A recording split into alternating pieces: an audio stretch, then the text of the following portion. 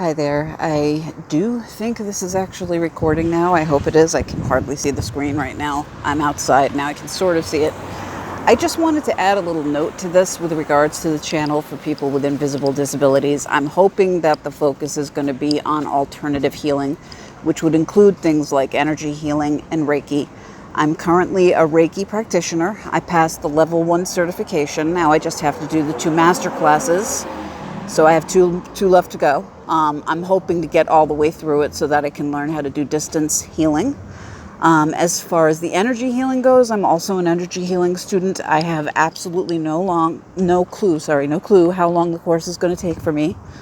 I would just want to make sure I do as well as I can because there's a lot of tests involved and it could take about 6 months. So it could take a while, quite a bit longer than I'd originally anticipated.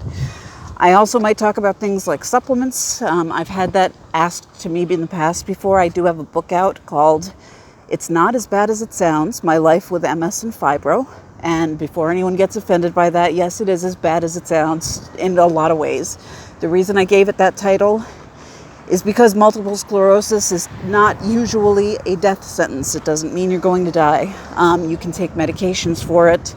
And studies have been finding that people who take things like disease-modifying drugs can actually postpone, if not put off completely, switching from relapsing remitting to primary progressive or secondary. I've had MS pretty much all my life. I was diagnosed at the end of 1994, but it explains a lot. I've had a tremor ever since I was an infant, and I've had some weird health things come up that the MS would have explained, but at the same time, I think it's good that I didn't find out until later in life that I had it because I don't think I could have dealt with it when I was younger.